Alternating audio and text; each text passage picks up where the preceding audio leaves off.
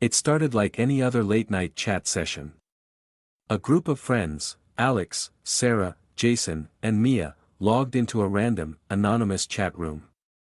It was a place where they could let loose, joke around, and escape the stress of their daily lives. The name of the room, Late Night Madness, seemed fitting, promising something dark and thrilling. But no one knew how far that darkness would go. The room was filled with strangers, all hidden behind blank usernames and avatars. Most of the messages were playful, others were lewd, and some were downright disturbing. But no one cared. They'd done this countless times before. It was just harmless fun, right? That was, until the messages started coming. At first, it was subtle. "You look nice tonight, Sarah." The comment was brief, but it sent a chill down her spine. She didn't know who this person was, her webcam was off, and she hadn't shared any personal details. "Who's this?" Mia asked, scanning the chat.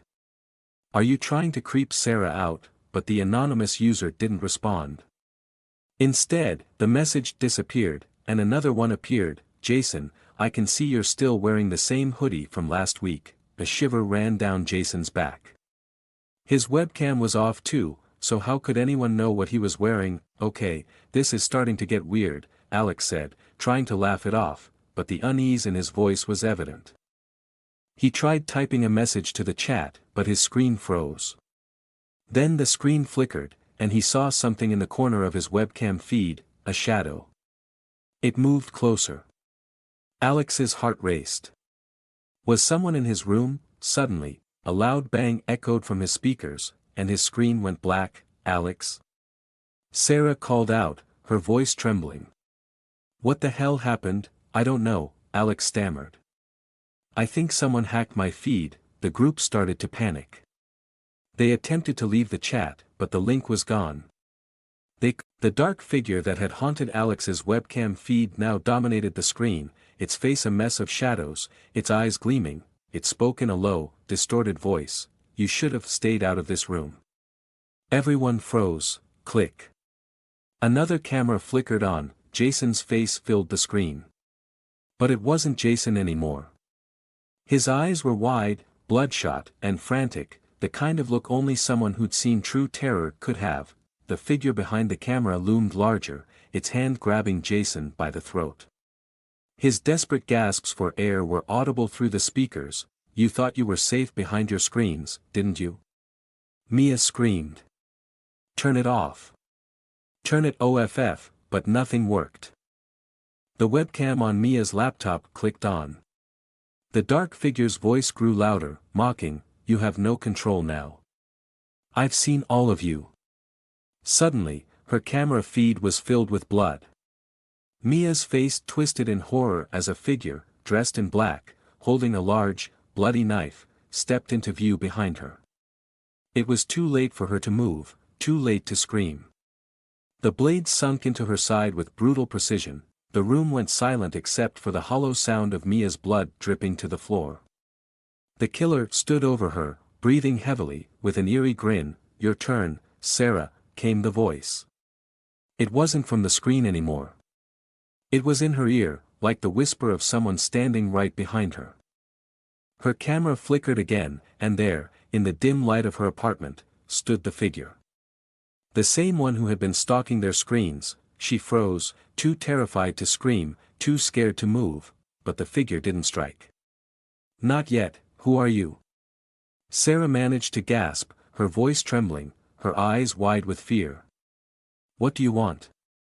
The killer's grin widened, then disappeared as the screen flickered again. "I just want you to know," the voice said, dripping with malice, "I know everything about you. Where you live. What you've done." Jason's image reappeared, but he was no longer a victim.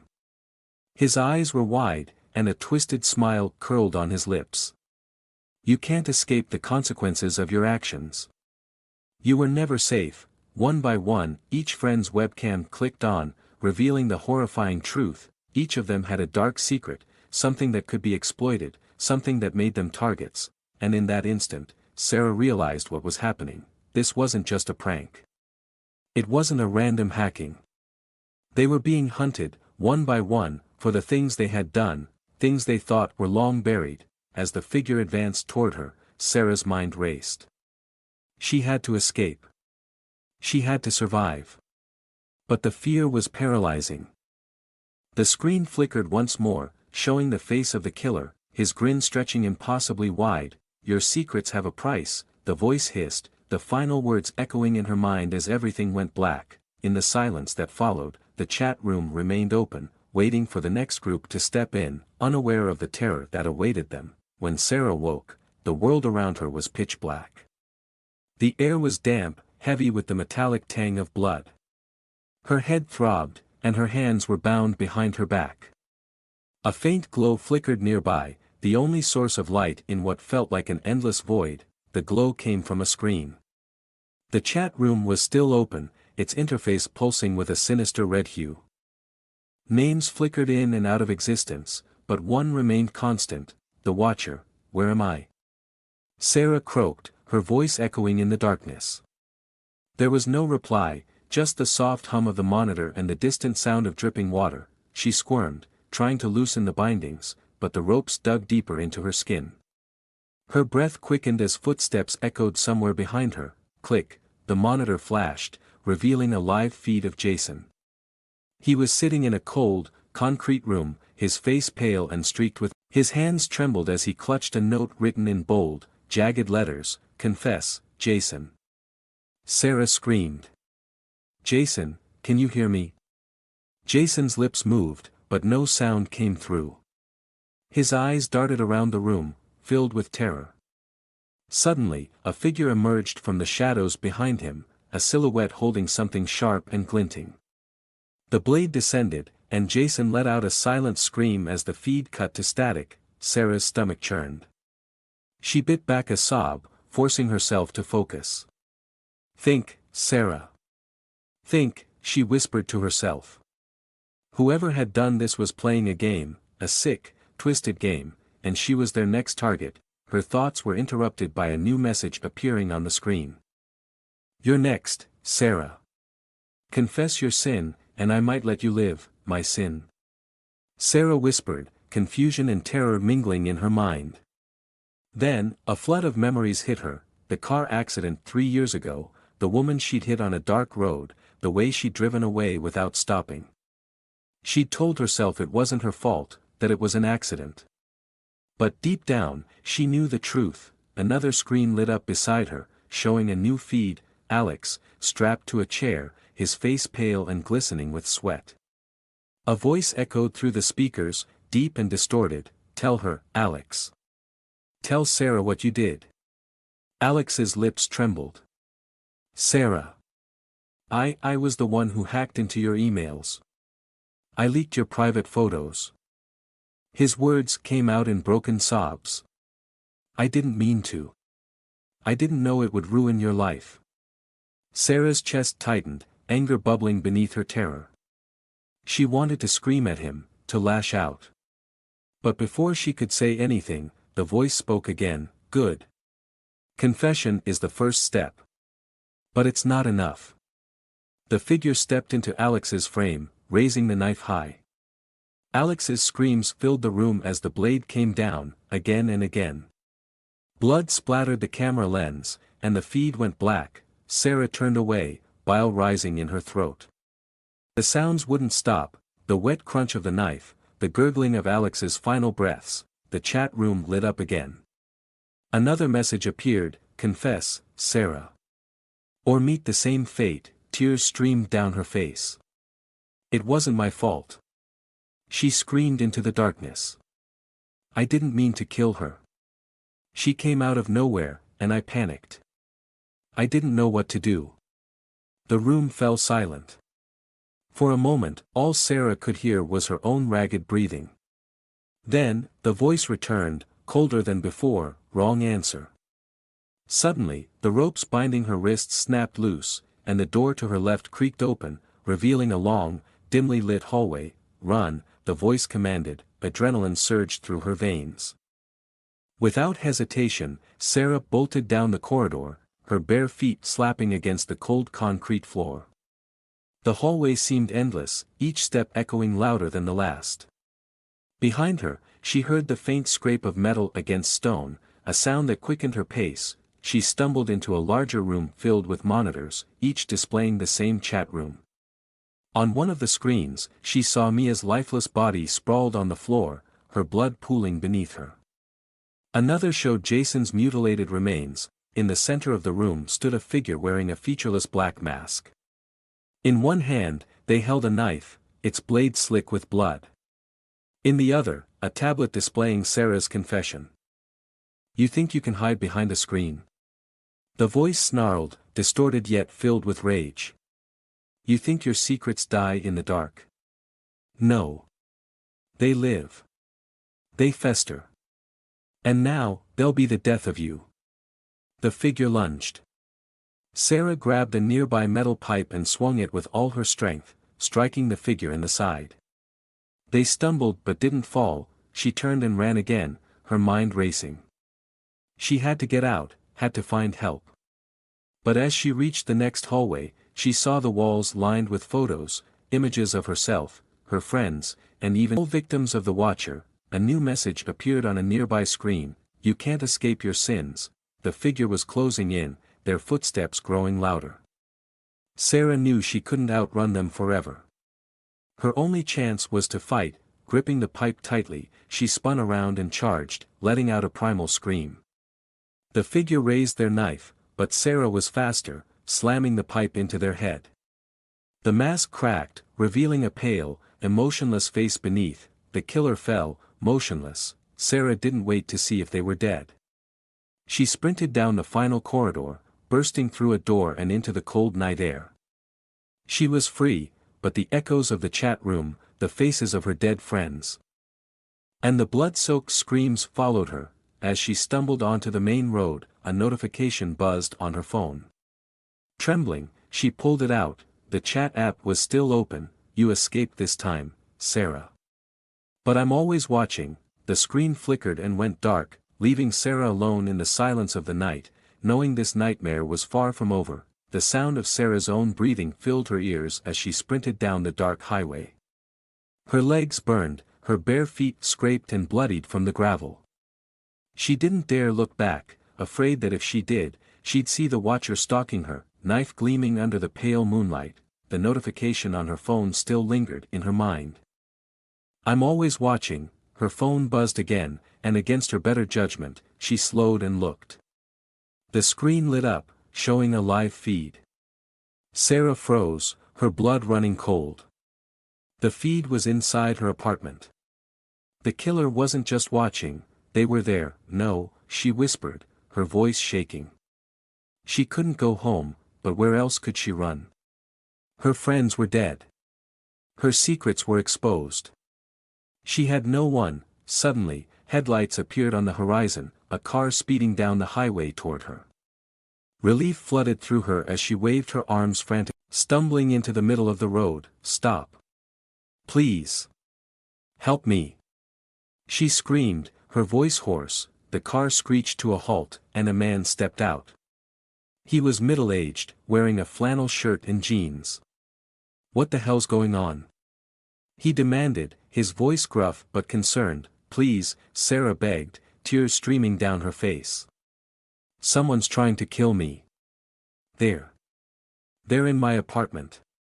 She pointed to her phone, showing him the live feed.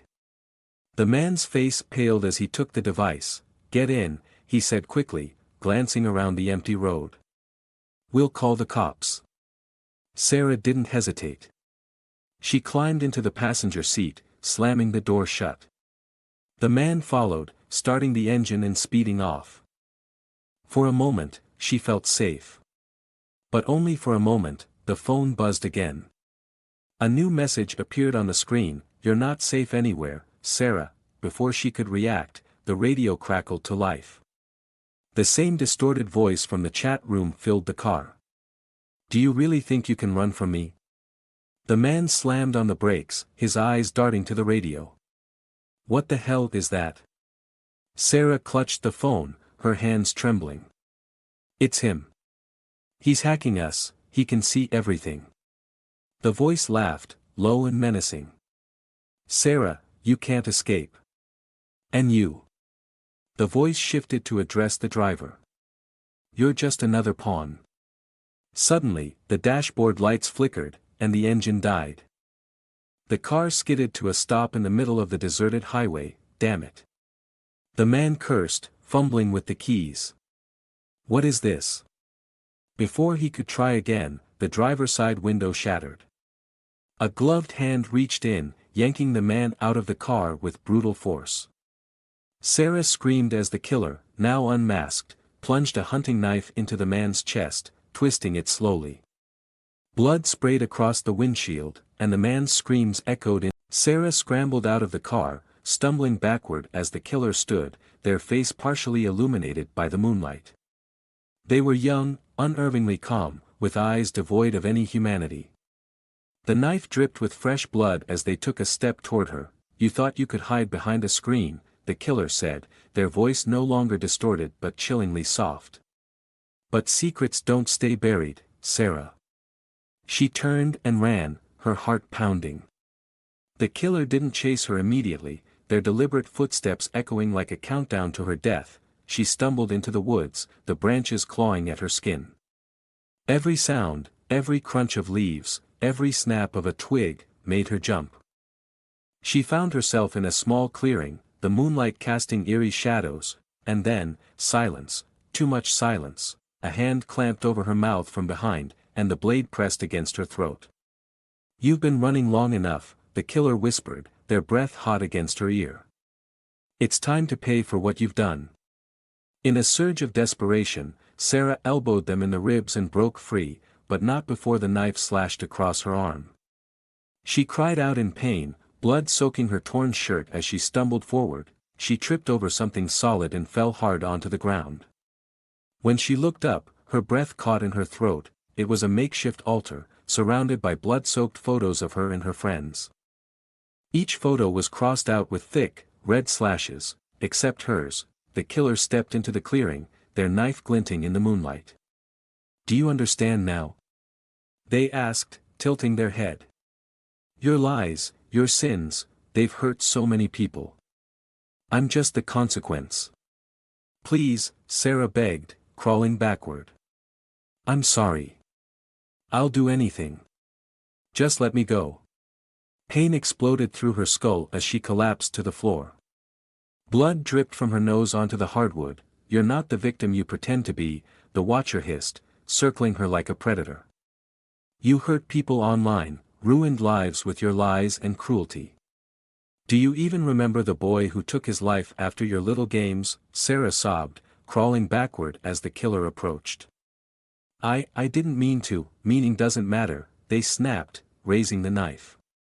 "Only consequences." The blade came down, slicing into her shoulder. She screamed, the pain blinding. But adrenaline surged through her veins. She kicked out, her foot connecting with the killer's knee, sending them staggering. She scrambled to her feet, her vision blurred with tears. Grabbing a lamp, she swung it with all her strength, shattering it over their head. The killer stumbled, their mask slipping slightly to reveal a sliver of a face, young, pale, and utterly devoid of emotion, but they weren't down for long. Sarah darted into the kitchen, blood trailing behind her. She grabbed a larger knife, clutching it with trembling hands. The silence was unbearable. Every second stretched into eternity. Suddenly, the lights went out, plunging the apartment into darkness. "Game over, Sarah," the distorted voice whispered from somewhere in the shadows. Her breathing was ragged, her heart pounding like a war drum. She crept toward the back door, every nerve screaming for her to move faster. Then, she heard it, a single footstep behind her. She spun, slashing wildly.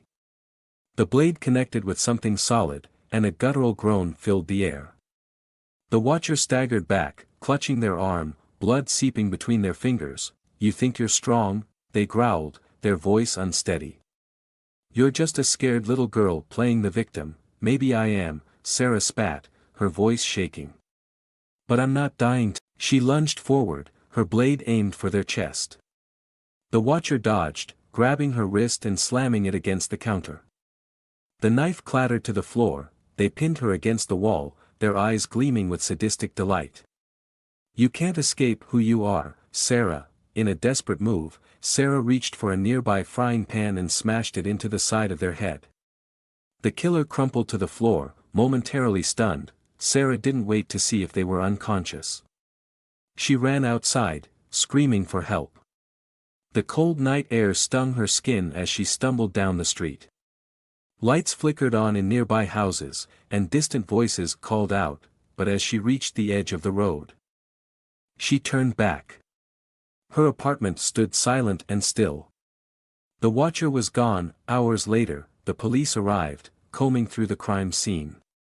They found blood, shattered glass, and signs of a violent struggle, but no killer. As Sarah sat in the back of an ambulance, wrapped in a blanket, her phone buzzed. Her heart sank as she read the message, "I'll be back, Sarah. You can't hide forever."